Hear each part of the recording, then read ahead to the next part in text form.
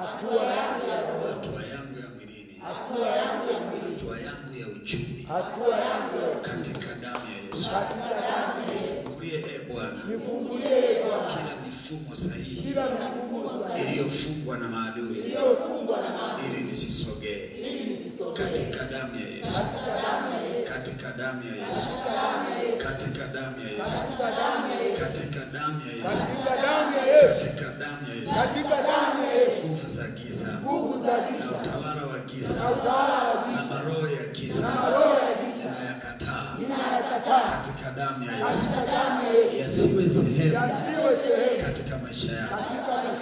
Bwana Yesu, asubuhi ya leo natamani kukutana na wewe, niimarishe kiupya, niongeze hatua katika jina la Yesu, katika damu ya Yesu. Niondolee uzito kwenye fahamu zangu, niondolee uzito kwenye akili zangu, niondolee uzito kwenye moyo wangu, katika damu ya Yesu, katika damu ya Yesu. Achilia wepesi katika hatua zangu, kwa jina la Yesu, kwa jina la Yesu. Nyosha mkono kwa ajili ya huyu kijana, tuombe kwa ajili yake.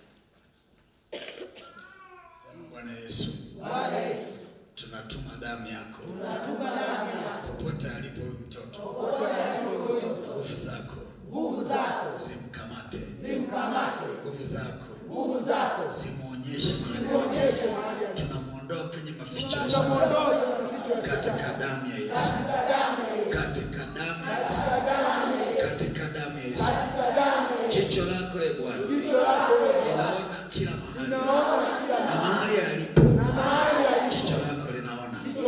Tunaomba katika damu ya Yesu aonekane. Tunatuma nguvu zako zimchomoe mahali aliko kwa damu ya Yesu. Njoo,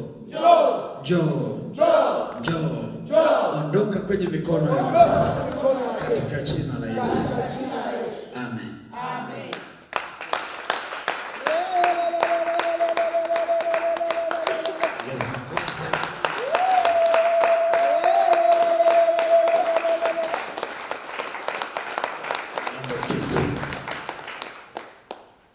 Salimia jirani yako, mwambie Yesu akupe uzima. Msalimia kwa furaha, msalimia kwa furaha. Mwambie Yesu akupe uzima. Tamka tena, mwambie Yesu akupe uzima. Mwambie Yesu akupe nguvu mpya. Yesu akupe mwanga mpya. Sema katika jina la Yesu. Usione njia zake. Njia zilizopotea. Bwana akuonyeshe tena. Mahali ulipoachia. Bwana akurudishe kwa upya. Pokea upako wa kufufuka katika damu ya Yesu. Yesu.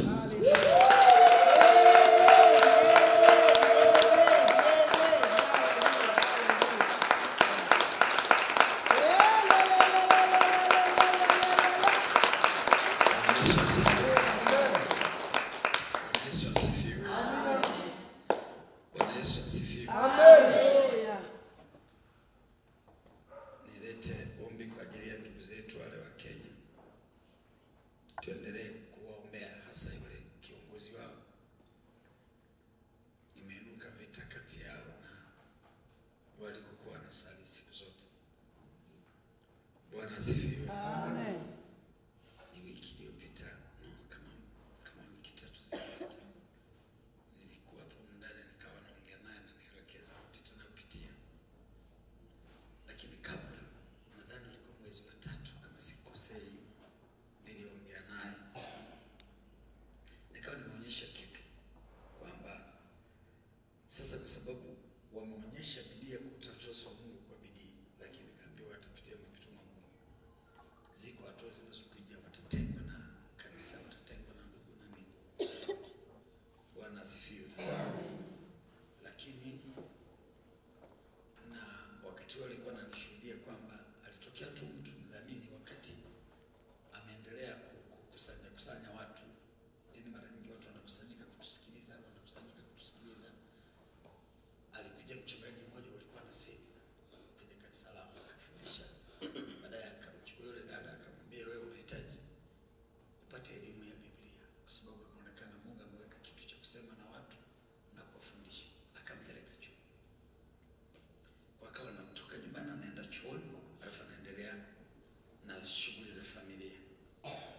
Sasa kadiri anavyoendelea na ule upako ni kama tayari kama ameanza kutengeneza kavita fulani, lakini baadaye akawa amenielekeza hicho kitu.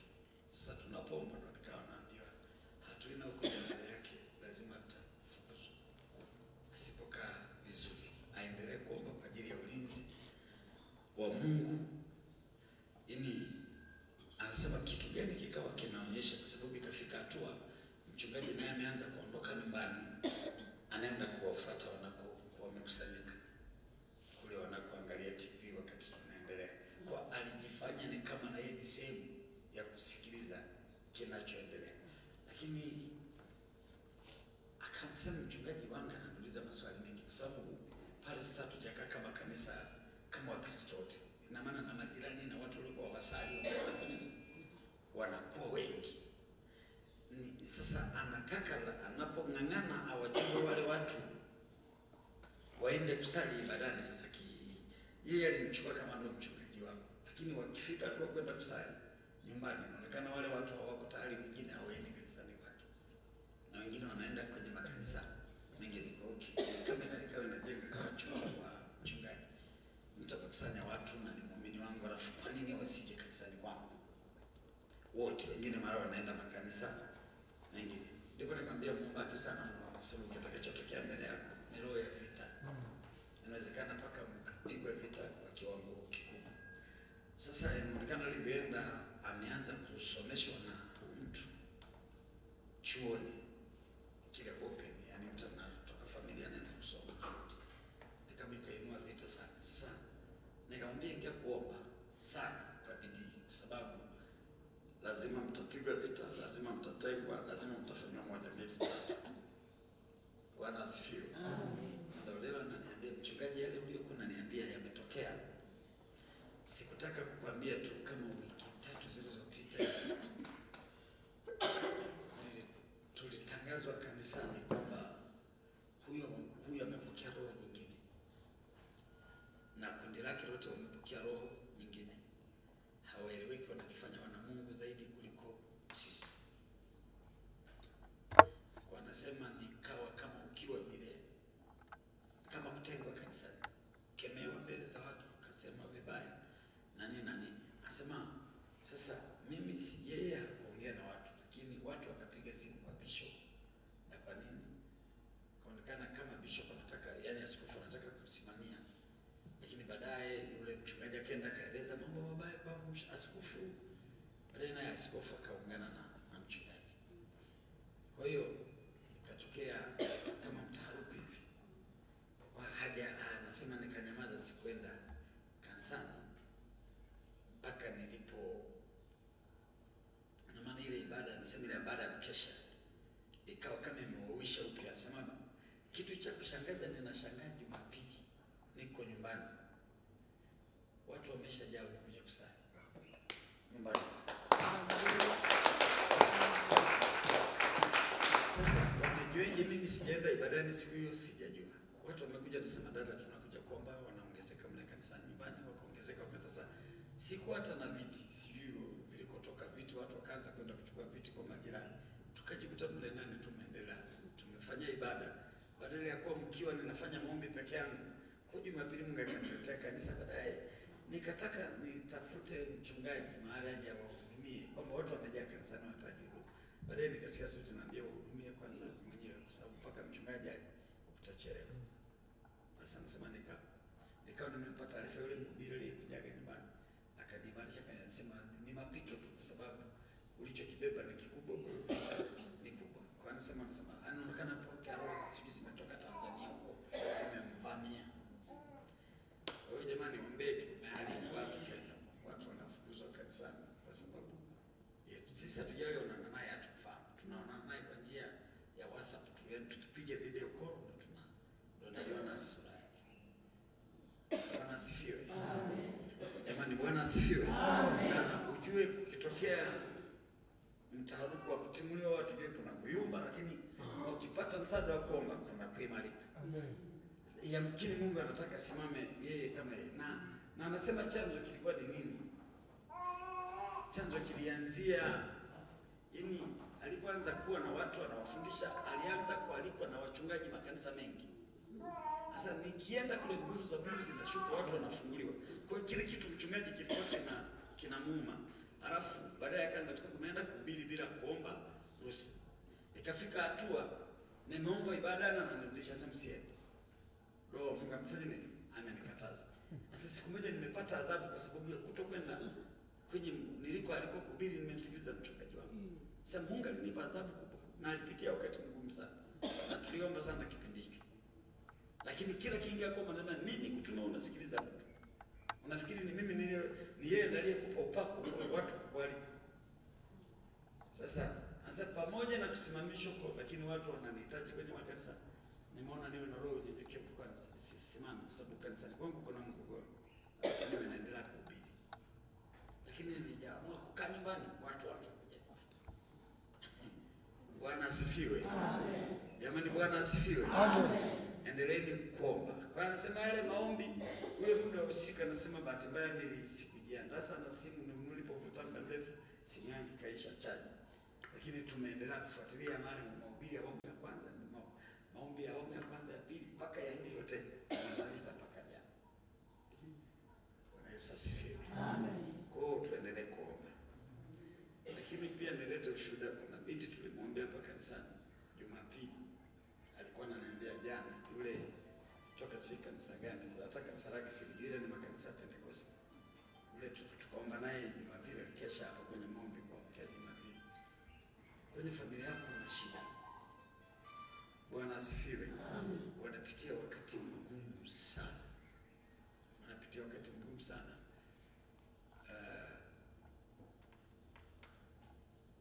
Dada yako mmoja wakiwa watu wazima hivi, masikio yaliziba tu tapo, akaacha kusikia. Yuko tena mdogo wake naye masikio yameziba tapo, wameacha kusikia. Kwa hiyo ile mwaka kuna muda tuliomba naye kidogo, akaanza kusikia kidogo, akaanza kusikia. Baadaye tena yamerudi yameziba. Anakuja kuambiwa taarifa akiwa yuko kwa mganga. Sasa alipokuwa kwa mganga amemwambia watafute milioni 2 kwa sababu moja, kuna mtu atakufa kwenye familia mwezi huu, wanahitaji wazuie. Lakini pili, kuna mtu tena masikio yatafanya nini? Yataziba. Sasa kwa sababu anasali akaanza kugombana nao, wakaambia kila mtu atoe 250,000. Yeye akisema siwezi kutoa 250,000 kwa miungu, hata 1,000 siwezi kutoa. Huko mnakokwenda mmepotea. Alipotoa msimamo, anaamka sikio linauma. Bwana asifiwe. Amen. Ndakawa nakimbia na kuja kufanya maombi, akamkuta mama kufanya maombi, mama mchungaji. Mimi nilikuwa nimechoka, nikamkuta hajaondoka, lakini sikufanya naye maombi. Ndakaondoka karudi kwenye mkesha usiku. Mimi nikaomba naye kidogo tu, basi nikamwacha aendelee kuomba. Sasa amesali hapa, baada ya maombi amerudi nyumbani. Mganga amemfukuza yule mdogo wake, tokeni mnanitesa. Kwa maana anasema mganga ameshamtimua.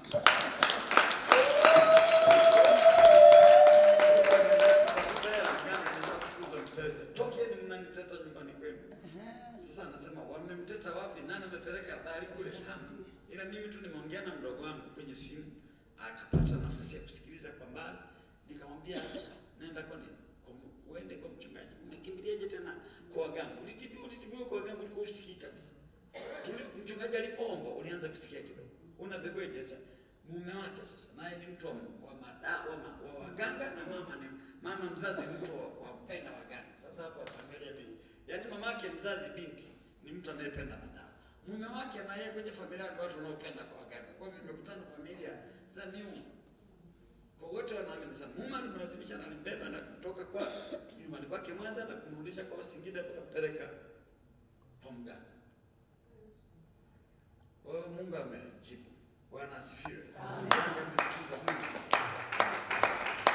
Tuendelee kuombea. Tunaweza kaja kwenye mkesha, mkimwona msaidieni kwenye maombi, kwa sababu wakati mwingine atakuja usiku kwenye kumchekesha mke wangu, anasema kuna dispensary, kuna hospitali. Kule kanisani kwao ni dispensary. Ugonjwa ukizidi inabidi wapelekwe rufaa. Kwenye hapa ndo rufaa, kaeni vizuri. Bwana asifiwe. Kaeni vizuri. Kaeni vizuri. Na ni vibaya sana watu wanakuja wanafunguliwa kwenye madhabahu zetu, alafu sisi wenyewe tumefunga. Yaani sisi hatuponi. Penye miti hapana wajenzi iruka misi pendaki kabisa. Kwani usiwe mjenzi jamani? Sema amen katika jina la Yesu. Amen. Kwa Mungu atusaidie. Naomba kazana kwenye maombi. Narudia, kazana kwenye maombi. Mimi maombi ya Ijumaa yamenisogeza sana. Yaliniondolea mzigo kubwa. Ulikuwa unaniumiza, siwezi hata kuombea mtu, najikumbuka mwenyewe. Bwana asifiwe. Kwa maana niliwaambia nyinyi mwage makini. Siku nafikiri mchungaji anatuombea. Mshukuru walikuwa wachungaji wageni. Walikuwa wanachemka sana. Bwana asifiwe. Mimi nilikuja kupata amani baadaye sana mshoni. Ndio nikashukuru sasa kukumbuka kwamba nina kanisa niliombea. Wakati muda wote nimejipigania kufa kupona. Hakuna mtu ambaye moyo umemsiba na tatizo atakukumbuka wewe. Msidanganywe. Bwana asifiwe. Amen. Mnanisikia watoto wa Yesu? Amen. Madhabahu ipo kwa ajili yako. Pazia la hekalu lilishapasuka. Kila mtu anaruhusiwa kutafuta uso wa Mungu.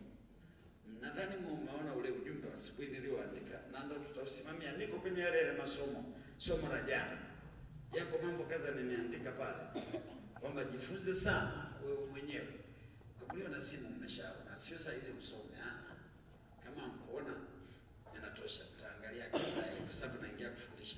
Fungua hicho kitabu cha Kutoka 33. Natamani leo nirudi nyuma kabisa kusoma ili labda uelewe ninachokifundisha. Sema Bwana Yesu, nisaidie kuelewa namna ya kutembea katika njia zako. Njia zako zina heshima, zina utajiri, zina furaha, zina amani. Kutoka 33. Sasa mwanangu wasio na Biblia wanatusikiliza na kwenye wewe unashikilia kamera tu. Ninataja vifungu umeshikilia kamera.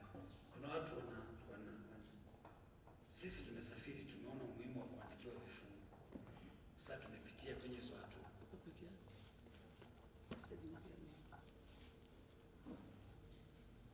Sasa tuliwahi angalia YouTube tukiwa barabarani tusikilize bado ulikuwa unaona umuhimu. Sasa tulikuwa tuna Biblia. Kwa hiyo kituwekea pale tunasoma.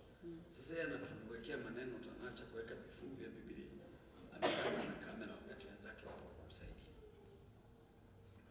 Sema Bwana Yesu. Bwana Yesu. Nisaidie kutembea katika nguvu zako. Nitembee kwenye wingu lako. Simame mwenyewe. Tafuta uso wako. Sitembee kwenye upako wa mtu mwingine. Bwana, nisisimame kwenye shuhuda za mtu mwingine. Nitendee mwenyewe Bwana. Kutoka 33. Tunaanza ule mstari wa kwanza, lakini msimamo wetu kabisa kwa mstari wa 14 nadhani na 15. Lakini nataka nisome kwa nyuma ili uelewe vizuri. Kutoka 33.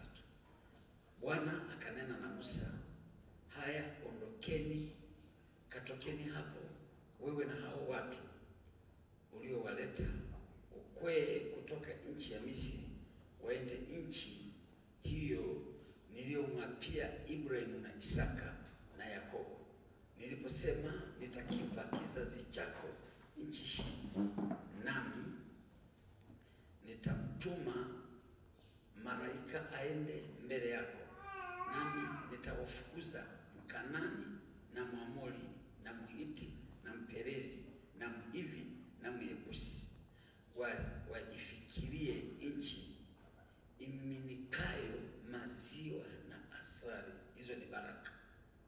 Maziwa na nini? Na asali. Kwa maana mimi sitakwenda kati yenu kwa sababu ninyi ni watu wenye shingo ngumu, nisiwaangamize ninyi katika njia. Watu waliposikia habari hizo mbaya wakaomboleza, wala hapana mtu aliyevaa vyombo vyake vya uzuri. Bwana akamwambia Musa, waambie wana wa Israeli, ninyi ni watu wenye shingo ngumu. Kama mimi nikiingia kati yenu dakika moja, nitawaangamiza. Basi sasa vueni vyombo vyenu vya uzuri, ili nipate kujua nitakalowatendea. Kwa lugha nyepesi, ingieni kwenye toba. Basi wana wa Israeli wakavua vyombo vyao vyote vya uzuri tangu mlima wa Horebu na mbele. Basi desturi ya Musa ilikuwa kuitoa ile hema na kuikita nje ya malago. Mbali na hayo malago akaita hema ya kukutania. Hata kila mtu aliyekuwa akitaka neno kwa Bwana akatoka kaenda hata hema ya kukutania iliyokuwa nje ya malago. Unaona umuhimu wa madhabahu? Unaelewa umuhimu wa madhabahu? Ibebeshe madhabahu vita yako. Wanaliona huu mstari, hawajaelewa vizuri.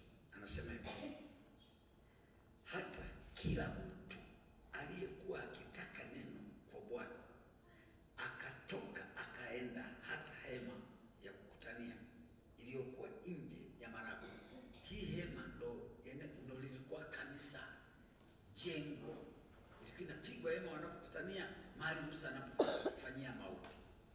Ndio Biblia inasema ikiwa kila mtu akiwa na neno, akiwa na shida, alikuwa anaenda kwenye malago. Wewe kila saa unataka uombe nyumbani. Anasema akatoka akaenda hata hema ya kukutania iliyokuwa nje ya malago. Hata Musa alipotoka kuiendea ile hema, watu wote waliondoka wakasimama kila mtu malangoni pa hema yake. Akamtazama Musa hata alipokwisha kuingia hemani. Ikawa Musa alipoingia humo hemani, ile nguzo ya wingu ikashuka. Ile nguzo ya wingu ikashuka ikasimama mlangoni pa ile hema. Naye Bwana akasema na Musa. Watu wote wakaiona nguzo ya wingu ikisimama penye mlango wa hema. Watu wote wakaondoka wakasujudu, kila mtu malangoni pa hema yake. Naye Bwana akasema na Musa uso kwa uso, kama vile mtu asemavyo na rafiki yake. Kisha akigeuka akarejea hata malangoni. Bali mtumishi wake Yoshua mwana wa Nuni, naye ni kijana, hakutoka mle hemani. Musa akamwambia Bwana, angalia, wewe waniambia wachukue watu hawa, nawe hukunijulisha ni nani utakayemtuma pamoja nami. Walakini umesema na kujua jina lako, nawe umepata neema mbele zangu. Basi sasa nakuomba, ikiwa nimepata neema mbele zako, unionyeshe njia zako, nipate kukujua, ili nipate neema mbele zako, ukakumbuke ya kuwa taifa hili ndilo watu wako. Waangalie mstari wa 14. Akasema uso wangu utakwenda pamoja nao, nami nitakupa raha. Naye akamwambia, uso wako usipokwenda pamoja nami, usinichukue kutoka hapa. Wewe utaendelea kusoma neno. Nyanyua kichwa chako kidogo. Nimeona leo nirudi nyuma kabisa ili unielewe. Maana jana nilikuwa nazungumza watu hawakuelewa. Angalia mwendo wa wana wa Israeli pamoja na Mungu kupigana raifu kwao, bado walikuwa ni watu wa kurudi nyuma kila wakati. Haleluya. Amen. Jamani, haleluya. Amen. Kuna kitu nataka nikuonyeshe. Mara nyingi nimewaambia watu tuwe na ratiba ya kila mtu awe na muda wa kuja kukesha ibadani hapa. Kuna watu walishagoma. Bwana asifiwe. Lakini kuna watu wanadabu wanaongeza. Yaani badala ya kuja siku moja wanaongeza siku. Yaani wameziongeza siku. Kwa nini? Kuna kitu wameanza kukutana nacho. Kitu gani nimejifunza kwenye hii mistari ninaposoma? Kwamba kumbe wazo la Mungu, pamoja na kuwa tuna uwezo wa kuomba nyumbani, tunaweza tukaomba safarini, tunaweza tukaomba mahali, lakini kuna wakati mtu akiwa na neno anahitajika aje mahali fahema lilipokalishwa jina lake. Unasema limekalishwa hivi. Ni kweli Mungu anasema hakai kwenye majengo yaliyojengwa na wanadamu. Umenielewa? Anakaa kwako, anakaa kwako, anakaa kwako, anakaa kwako. Lakini kuna majengo ambayo yametengwa rasmi kwa ajili ya kulikalisha jina la Mungu. Hivi unaweza kaziweka huko, kabeba kitanda huko. Na ndio maana ukienda makanisa ya wenzetu walioendelea ambao Mungu amewabariki, hata kulia chakula tu kanisani hawali. Chakula kinacholiwa kanisani ni meza ya Bwana. Bwana asifiwe. Amen. Kuna makanisa wenzetu Mkristo wa kawaida uwezo ukagusa hata madhabahu. Wanaamini ukigusa utapigwa. Angalia watu hao walivyowekeza kuamini mahali walipopatenga kama kituo cha mahali lilipokalishwa jina la Bwana. Unaangalia Biblia inasema Musa alikuwa anatembea na hema. Na ndani ya ile hema kila walipopiga kambi alikuwa anaikunjurua ile hema na ijenga. Umenielewa? Anasema akikunjurua ile hema, mara nyingi Mungu akiwa kati yao, wingu lilikuwa linashuka, linakuja linasimama. Wingu lisipokuwepo Mungu hayupo. Wenzetu walikuwa wanaona live kabisa. Hawa watu wamefanya vurugu za kila namna na wameuzi moyo wa Mungu. Anamwambia Musa, endeleeni mmekaa muda mrefu, safari bado ipo, mnatakiwa mfike kwenye nchi niliyomwahidi Ibrahim, Isaka na Yakobo baba. Muda wa kuondoka hapo. Lakini Musa anaangalia, anaondokeje wingu hamna. Mungu anamwambia Musa, umepata neema machoni pangu na kibali. Na jina lako nalijua. Ondoka.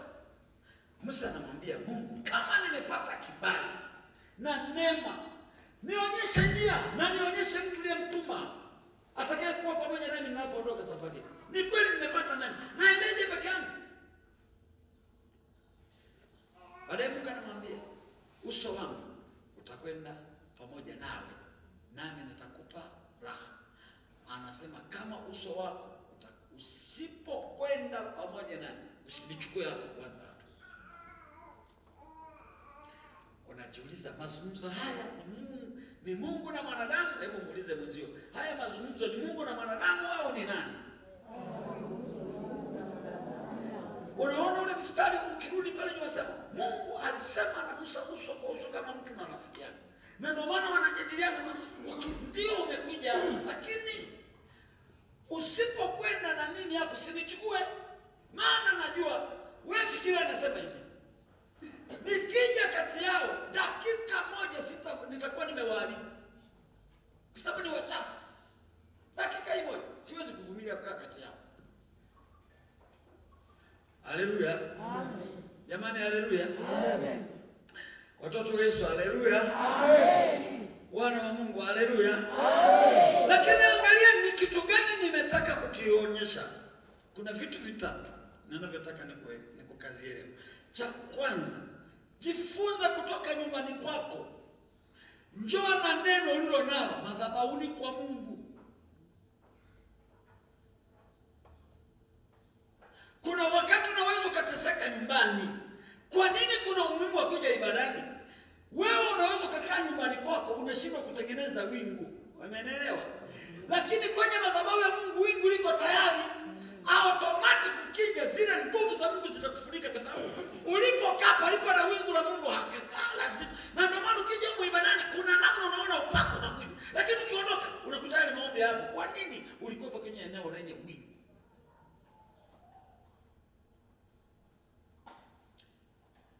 Kwa jambo la kwanza, jifunze kubeba neno lako ulilo nalo kwa Bwana, kuja nalo madhabahuni. Usipende kulala kitandani kwako tu. Usipende kumalizia maombi yako nyumbani. Mimi nimeyafuatilia maombi niliyoombea hapa na maombi ninayoombeaga nyumbani, ya hapa yanajibiwa haraka kuliko ya nyumbani. Kama nafikiri Mungu, fanya utafiti. Bwana asifiwe. Amen. Jamani, Bwana asifiwe. Amen. Na ndio maana mimi nilikuwa namshukuru Mungu, nasema Mungu uliniona. Ile shida iliyokuja kwenye moyo wangu ulileta wakati sahihi ndani ya siku ya maombi. Na ile siku ya maombi tulikuwa tunaombea madhabahu. Madhabahu ni rahisi kuvuka kuliko na mezani. Haleluya watu wa Mungu. Amen. Jamani, haleluya watu wa Mungu. Amen. Jamani, haleluya watu wa Mungu. Amen. Lakini jifunze pia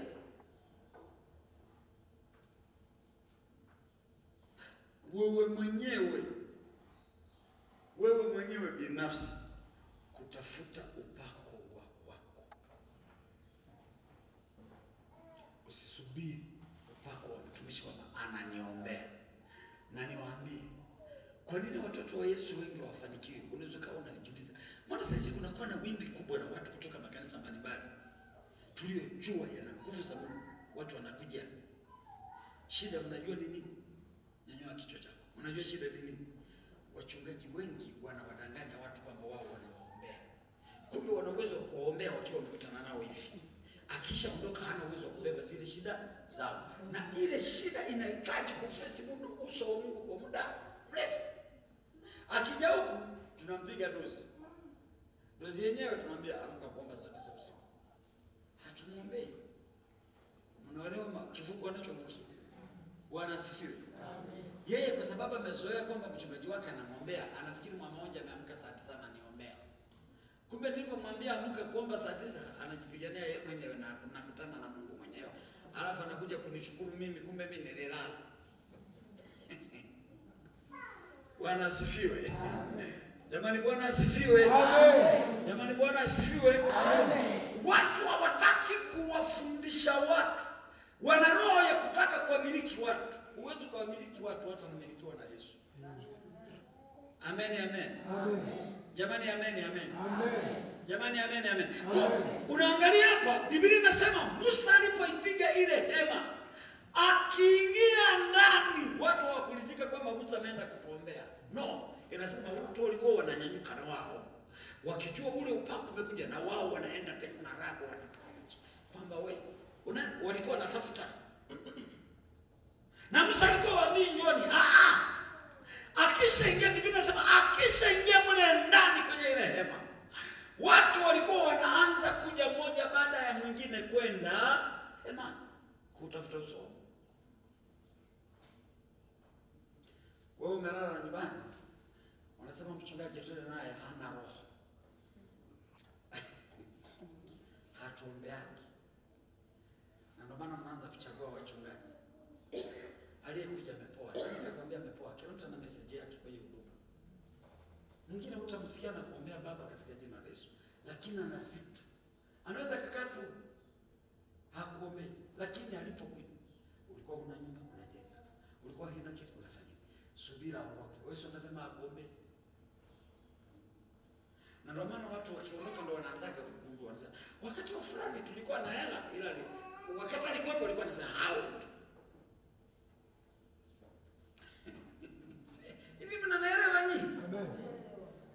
Kila mtu ana namna ya upako wake. Haleluya. Amen. Lakini jambo la tatu, acha kuishi kutegemea upako wa mtu.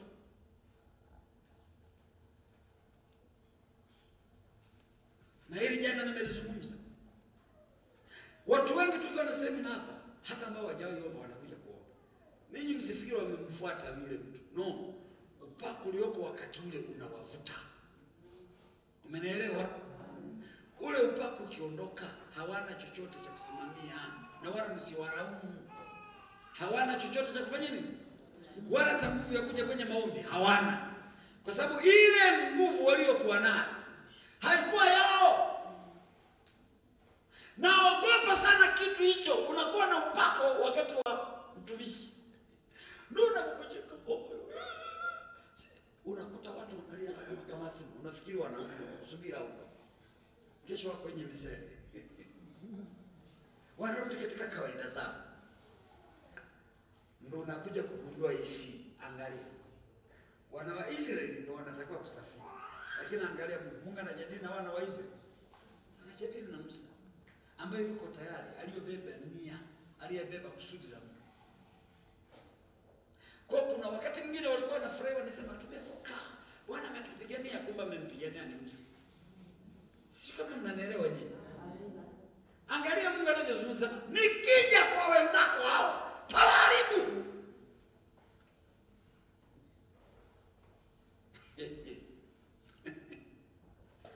Baadaye Mungu anamwambia Musa, ondoka. Musa alikuwa haelewi. Unajua Musa alikuwa haelewi kitu gani? Alikuwa haelewi kwamba yeye akishabeba ule upako, automatic ule upako unatengeneza ulinzi kwa watu wanaowaongoza. Ila sio Mungu akae katikati. Mungu anatakiwa akae katikati kwa Musa. Akikaa na wale anawaharibu. Ila anakaa ndani ya Musa. Anawaona watu hawachunguli, watu anamchungulia Musa. Kwa lugha nyepesi, Mungu alikuwa akishuka kwenye wingu, hawachunguli wala anamchungulia Musa. Maana akisubutu kuwachungulia tu anawatandika. Kwa wakati mwingine unaweza kuona cheza Musa, tumemwona Bwana, tumemwona Bwana. Unageuka na kulia na kushoto na nyanyua na saa zingine amekupa na maiki. Unaanzisha kusema tumeshuka. Mungu ametutendea kwenye uimbaji. Kumbe kalikuwa kamoja tu kalikokesha kuomba Bwana Yesu nitetee kwa yetu. Kesho tukimba watu wakuone wewe. Kesho tukisimama watu wasikie kile tulichoomba. Na tumechagua wimbo na usikizisha kwenye masikio ya watu. Achilia kusudi lako kwenye wimbo. Achilia nguvu yako kwenye maneno yaliyoko kwenye wimbo. Amelia machozi paka hapa. Ninyi mnasema saa zingine ulianzisha wanakuletana na muangalia akili ni wape siri moja. Juzi nilikuwa naongea na mtoto wangu mmoja huko. Nikakwambia ukianzisha moyo na watu wenye maana wanakuletea. Si unajua kuna watu wenye maana, kuna watu wasio na maana. Nikisema ukianzisha mle ndani, kuna muda wanakuletea. Unaonaga wanakuletea watu wenye maana. Mnaelewa wenye maana?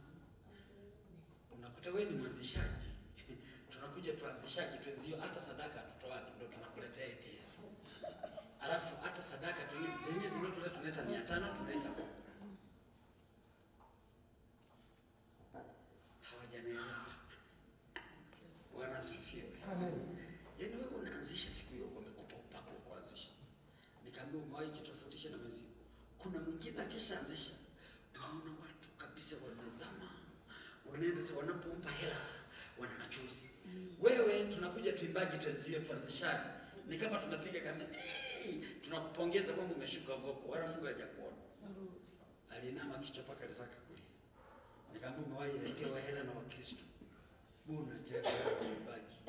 Tuvijana hii tuanzisha, tuvijana kati tunatuanzisha, tukwaya tuingize tunatuanzisha. Tunakuja. Lakini kuna mwenzi akianzisha, unakuta watu wanakuja wamekunja uso. Hawampi hata anayeanzisha, wanaenda wanapeleka hela kwenye chombo. Nikamwambia wewe, tangu ninakuchungulia ukianzishaga wimbo hawajawahi leta sadaka pale. Wanapeleka wewe. Wenzio wanaleta sadaka hapa. Yaani kila ninachoimba kimewatachi watu. Wanaweza akatoa ndoa wanakumbuka, kumbe sijampata aliyeanzisha, na wanaenda kumpa. Wewe kila siku kianzisha, na wanaonyanyuka kukupa hela ni waimbaji wenzio. Kama chini ukiona waimbaji wenzio wanakuja kukupa hela, unajua umepigwa. Hamna kitu. Amen, amen. Amen. Nielewa. Bwana asifiwe. Kumbe unaanzisha hapa.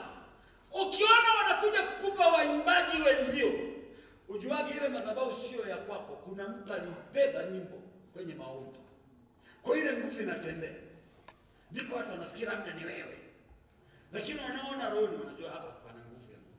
Kwa unaweza kaimba na kumbe umeimba ndani ya upako wa mtu aliyekesha. Mwingine kabisa. Saa zingine aliyeombea kwaya iimbe vizuri. Hata sauti ya juu hata kwenye kwaya hajawahi vizuri. Ila aliomba kwa ajili ya ibada, alafu akisema Mungu anaileta kwaya wengine sisi. Wakumbuke Mungu, baadaye akakukumbuka nawe mwalimu. Mkumbuke na mwalimu ima. Mpe upaka atakisimama sionekane yeye, Mungu uonekane wewe. Wewe unafikiri umezama, unafikiri kweli Mungu leo anaonekana, kumbe ni jitu lingine tu lilileta upako wewe hauna. Na ndio nataka niwaambie, tuna watu wengi tunatembea juu ya upako wa mtu, ila sisi hatuna huo upako. Sasa kwa nini? Na ndio maana kanisa linadumaa. Na ndio maana kanisa halionekani. Unapookoka unaingia kwenye nchi iliyojaa asali na maziwa. Asali ni tamu. Unaingia kwenye utamu. Watu mnakula nyanya chungu.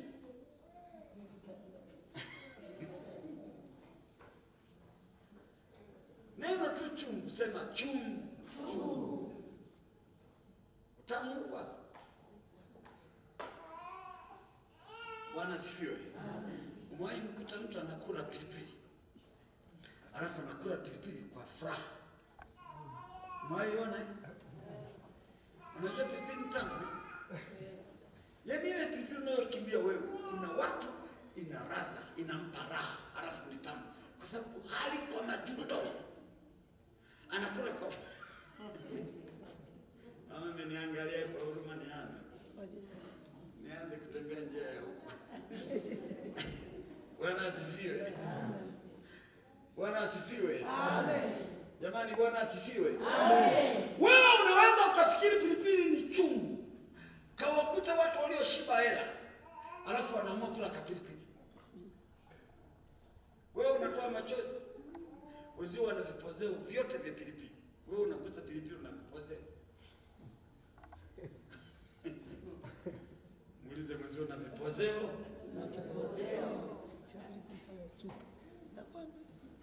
Bwana asifiwe. Bwana asifiwe. Unafikiri kwa nini tunapika sana wali kwenye mikutano na katikati ya wageni?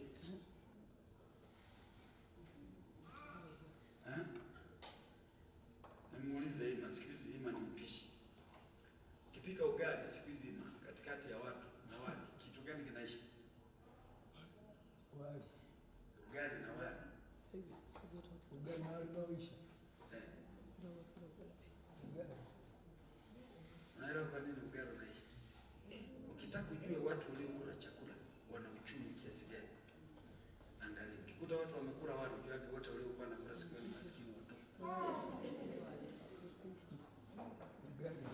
Mimi nawaambia, siku hizo ukiweka ugali kwa watu wenye hela hawali wali. Kwa sababu nyumbani wale na wakifu. Kweli baba.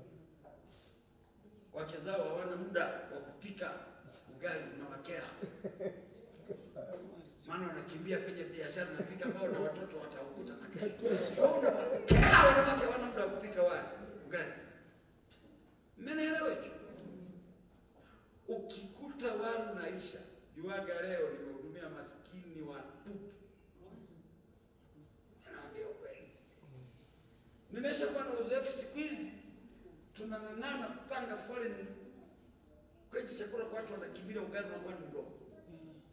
Yaani wakipita watu 10 tu mbele yako hukuti ugali umeshaisha.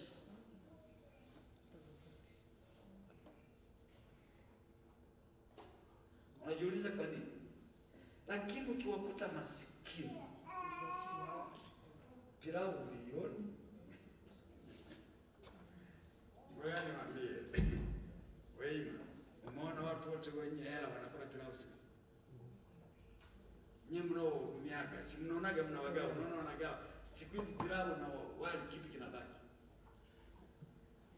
Semeni tu kipi kinabaki? Pilau. Mnaelewa kwa nini? Uwezo watu umeongezeka. Zamani watu walikuwa wanafakamia pilau kwa sababu pilau kwanza ilikuwa na gharama kupika. Umeelewa? Cha kwanza pilau ilikuwa na gharama kufanya nini? Lakini cha pili ilikuwa adimu. Siku hizi haina gharama. Alafu anapikwa kihuni. Pilau ya zamani zilikuwa na nyama. Ilikuwa na nini? Ilikuwa na siku hizi wanawajazia nyanya chungu. Mpaka watu wanasinzia, wanakula pilau wanasinzia.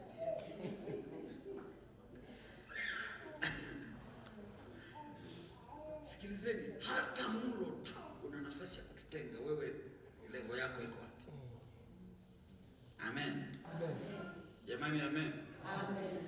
Jamani amen. Amen. Jamani amen. Amen. Jamani amen. Amen.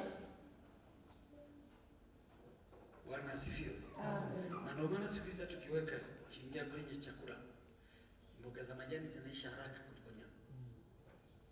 Ukikuta nyama zimeisha, ujue uliokula chakula hicho ni maskini watu. Na wafundisha. Bwana asifiwe. Amen. Si nimepata neema ya kukaa katikati ya watu wengi. Ukikuta nyama zimeisha, ujue kefuli ni watu leo nao msiku ni maskini mtu. Lakini ukikaa na watu waliochanganya wana hela nyingi, amegonga supu asubuhi, nyumbani alikula nyama, naye mke wake mvivu kuleta mboga za majani, maana hazitunziki kwenye friji. Mpaka kumbuke, nye watoto, kimbieni kwa mama fulani sije kafunga, mchukue mboga za majani. Kwa mboga za majani zinakuwa adimu. Bwana asifiwe. Amen. Muulize mwenzio, upako ulio nao ni wa kwako? Upako ulio nao ni wa kwako? Mimi nataka nikwambie, watu wangekuwa wanatembea na upako wa kwao kwenye semina, mpaka saa hizi kanisa lingekuwa halitoshi. Ibada hizi za asubuhi tungekuwa tunafunga TV nje. Kwa sababu kila mtu angekuwa ananenea waikiti. Lakini kwa sababu upako sio wa kwetu, ni wa watumishi wa